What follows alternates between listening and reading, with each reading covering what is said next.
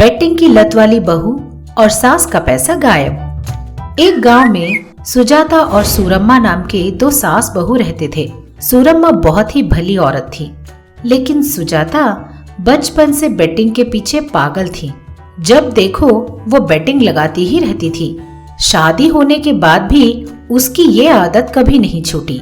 एक दिन सूरम्मा हॉल में बैठकर सब्जियां काट रही थी। 7 बज गए हैं, ये अभी तक नहीं आई। इसकी तबीयत तो ठीक है ना? देखते हैं। इस तरह सोचते हुए वो सब्जियां काट रही थी। थोड़ी देर बाद वो सुजाता के कमरे में जाकर देखती है। सुजाता अपने सर पर चद्दर तानकर सो रही थी। ये देखकर सूरम्मा बोली, अरे बाप रे, लगता है इसे बुखार आ गया है। ऐसा सोचते हुए वो सुजाता के पास जाकर रजाई उठाकर देखती है। बेटी सुजाता, तेरी तबीयत ठीक नहीं है क्या? इस तरह बोलते हुए उसने थोड़ी सी चादर हटाई ही थी कि तभी सुजाता बोली, हे, मैं जीत गई। निकालिए निकालिए, पैसे निकालिए। हाँ। इस तरह वो जोर से चिल्ला रही थी। ये बात सुनकर सूरम्मा घबरा गई और बोली, अरे अरे, इसे क्या हुआ? कोई भूत वूत तो नहीं चढ़ गया इस पर? सुजाता, अरे बेटी सुजाता। इस तरह वो दूर खड़े होकर चिल्ला रही थी। फिर भी सुजाता नींद से नहीं जाग रही थी। तब सूरम्मा ने पास ही रखे एक ग्लास को उठाकर नीचे पटका। उस ग्लास के नीचे गिरने की आवाज से सुजाता का नींद खुला और वो अपने सास को देखते हुए बोली, अरे सासू माँ, आप कब आई? आइए आइए, आज हम लोग जीत गए हैं सासू माँ। देखा आपने कितना पैसा मिला है? इस तरह बोलते हुए उसने अपने हाथ दिखाए, लेकिन हाथों में कुछ नहीं था। क्या है तेरे हाथों में? उसने कहा। ये बात सुनते ही सुजाता ने अपने हाथ देखा और दंग रह गई। अरे, मेरे पैसे कहाँ गए? मेरे बेटिंग के पैसे कहाँ गए? सारे पैसे। इस तरह बोलते हुए वो आसपास ढूंढने लगी। जब उसे होश आया कि वो अपने कमरे में है, तो उसने कहा, मैं यहाँ क्यों हूँ? मुझे वहाँ होना चाहिए था ना। हाँ, तुझे ना मेंटल हॉस्पिटल में होना चाहिए। गलती से अपने कमरे में है, पगली कहीं की। एक तो सुबह इतनी देर तक सोई रहती है, ऊपर से बेकार के सपने देखती रहती है। ऐसा बोलकर सूरम्मा चली गई।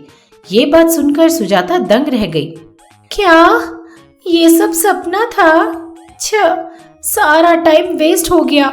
इतना अच्छा सपना देखने के बजाय अगर मैं कोई बैटिंग करती तो सच में बहुत पैसे जीत गई होती। इस तरह वो बोल रही थी।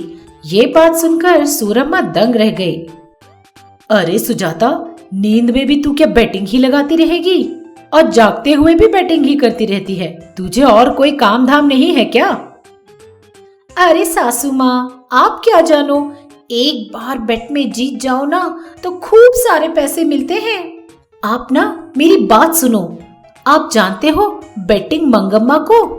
जानते हैं उसने कितने पैसे कमाए हैं? मैं भी उन्हीं के राह पे चल रही हूँ। देख लेना, एक दिन मैं क्या हूँ मैं आपको जरूर बता दूंगी। आप बस इंतजार कीजिए। हाँ, जब से तूने मेरे बेटे से शादी करके इस घर में कदम रखा है ना, तब से तुझे देखते ही जा रही हूँ।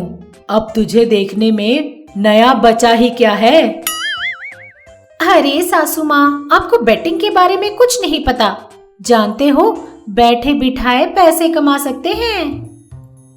हाँ, जानती हूँ, और ये भी जानती हूँ कि बैठे बिठाए सारा पैसा गुल भी हो जाता है। शायद तुझे अभी तक उसके बारे में पता नहीं। आप हमेशा ऐसे ही करती हैं सासू माँ। ऐसा बोलते हुए सुजाता वहां से चली जाती है। सुजाता के जाते ही सूरम्मा, हे भगवान, पता नहीं इस लड़की को इन बेटिंग की आदत कब छूटेगी। ऐसा बोलते हुए वो अपना सर पकड़कर बैठ जाती है। इस तरह सुजाता दिन भर बेटिंग में ही लगी रहती थी और अपनी सास का पैसा उड़ाती जाती थी। इसी तरह कई दिन बीत गए। एक दिन सुबह सुजाता और सूरम्मा दोनों खाना खाने बैठे हुए थे कि तभी सुजाता को फोन आता है। फोन उठाकर सुजाता बोली, हेलो, क्या? अरे रे, ऐसा क्या? कोई बात नहीं, इस बार ज्यादा पैसे लगाएंगे। ऐसा बोलकर वो फोन रख देती है। तुरंत सास पूछती है, अरे बहू क्या हुआ? हाँ, वो सासू माँ एक छोटा सा बेट था, वो दरअसल मैं हार गई। कितना? बस 1 लाख रुपए। ये बात सुनते ही सूरम्मा का दिल बैठ जाता है। क्या कहा? 1 लाख? वो भी तूने इतने आसानी से कैसे कहा? जानती है 1 लाख रुपए कमाने के लिए कितनी मेहनत करनी पड़ती है। हे भगवान, तू अपनी बेटिंग से मेरी सारी कमाई पानी की तरह बहाए जा रही है। अरे सासू माँ, फिक्र मत कीजिए, सारा पैसा एक न एक दिन जरूर लौट कर आ जाएगा। फिक्र ना करूं? अरे संक्रांति का त्योहार आ रहा है, कई सारे काम पड़े हुए हैं, तरह तरह के पकवान बनाने हैं, लेकिन तेरा ध्यान सिर्फ बेटिंग पे ही लगा रहता है। ये सब देखकर मुझे परेशानी नहीं होगी तो और क्या होगा? उसने कहा। संक्रांति के त्योहार की बात सुनते ही सुजाता के आंख चमक उठे और उसकी आंखों में खुशी दिखने लगी।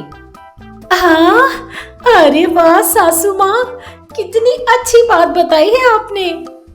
अभी मैंने तुझे इतनी अच्छी बात कौन सी बता दी? संक्रांति का त्योहार आ रहा है ना, इस बार तो धमाका करूंगी। धमाका करेगी? बच्चों के साथ क्या बम फोड़ने जाएगी तू? अरे नहीं सासू माँ, संक्रांति का त्योहार मुर्गियों के बैटिंग के लिए फेमस है ना, इस बार तो मैं मुर्गियों का बैटिंग करूंगी। इस तरह बोलते हुए वो खुश होती जा रही थी और सुजाता को देखकर सूरम्मा टेंशन हो रही थी। हे राम, मैंने बेकार ही इसे संक्रांति के त्योहार के बारे में याद दिलाया। अब ये पता नहीं मुर्गों के बैटिंग में कितना पैसा गंवाने वाली है। इस तरह सोचते हुए वो दुखी हो रही थी और सुजाता वहां से उठकर मुर्गों के ऊपर बैटिंग लगाने की तैयारियां करना शुरू करती है और इधर सूरम्मा अकेले बैठकर, अब मैं इसे मुर्गों पर बैटिंग लगाने से रोकूं तो कैसे रोकूं? पता नहीं क्या करने से ये रुकने वाली है, लेकिन कुछ ना कुछ तो करना ही होगा और इसे बैटिंग करने से रोकना ही होगा। इस तरह सोचते हुए वो अपनी बहू को बैटिंग करने से रोकने के बारे में सोच रही थी और इधर सुजाता अपने सारे दोस्तों को फोन करके बोल रही थी, अरे यार मेरी बात सुन, इस बार संक्रांति पे ना हम लोग मुर्गों पर बैटिंग करेंगे, तू तैयार रहना। पूरे स्टेट में हमारे बैटिंग्स ही टॉप पर होने चाहिए। इस तरह वो बोल रही थी। संक्रांति का त्योहार आ ही गया, मुर्गों की बैटिंग शुरू हो गई। एक दिन सुबह सुजाता फोन पर बातें करते हुए अपने कमरे से बाहर आते आते बोल रही थी, हाँ, वो बैटिंग की मुर्गी तैयार है ना, मैं बस अभी आ रही हूँ। इस तरह बोलते हुए वो बाहर निकल रही थी कि तभी बाहर एक औरत भीख मांगते हुए पहुंची। माई कुछ दे दे माई। अरे हाथ खाली नहीं है, आगे जाओ। क्या माई, आप मुर्गी के बैटिंग के लिए जा रहे हो? तुझे कैसे पता? वो दरअसल आपको देखने से मुझे 1 साल पहले अपनी याद आ रही है। अरे तुझ में और मुझ में जमीन आसमान का फर्क है। अभी भले ही फर्क होगा, लेकिन एक बार आप बैटिंग करके आओगी ना, तो आप में और मुझ में कोई फर्क नहीं रह जाएगा। फटे हुए कपड़े और हाथ में ये देखो ये बर्तन, सब कुछ आ जाएगा। चलती हूँ। मैंने अभी तक तुझे कुछ दिया नहीं है, लेकिन कोई बात नहीं है। वैसे भी 2 दिनों बाद आप भी मेरी तरह भीख ही तो मांगने वाली हैं। ऐसा बोलते हुए वहां से चली जाती है। सुजाता के पल्ले कुछ नहीं पड़ता। लगता है पागल औरत है। ऐसा बोलते हुए वो जा रही थी कि तभी सूरम्मा वहां पहुंची।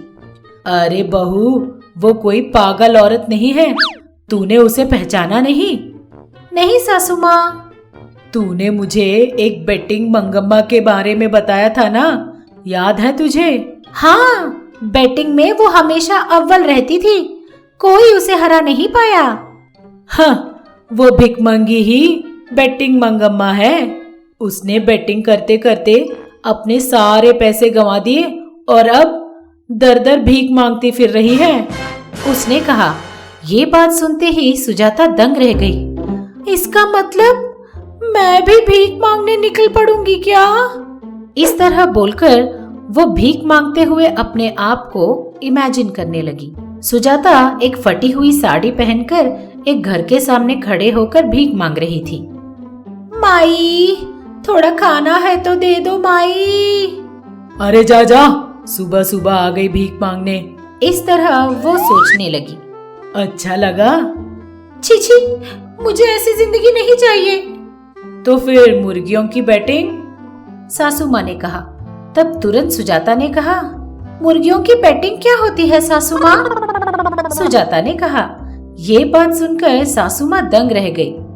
आइए सासू माँ, घर में संक्रांति के त्योहार के लिए कितना सारा काम पड़ा हुआ है, सब कर लेते हैं। ऐसा बोलते हुए वो अंदर चली गई। ये देखकर सूरम्मा खुशी खुशी अंदर चली गई। आप सबको प्रणाम। मैं आप सबकी मनपसंद सास हूँ। हाय, और मैं आप सबकी चहेती बहू हूँ। अब से आप लोगों का मन बहलाने के लिए और आप लोगों को खुश करने के लिए हम महा टीवी के साथ आप लोगों से मिलने आ रहे हैं। तो अब देर किस बात की, अभी हमारे चैनल को सब्सक्राइब कीजिए। नोटिफिकेशन के लिए घंटी बजाना ना भूलिए। आपको सास पसंद है या बहू पसंद है? कमेंट्स में जरूर लिखिए। देखते रहिएगा महा टीवी।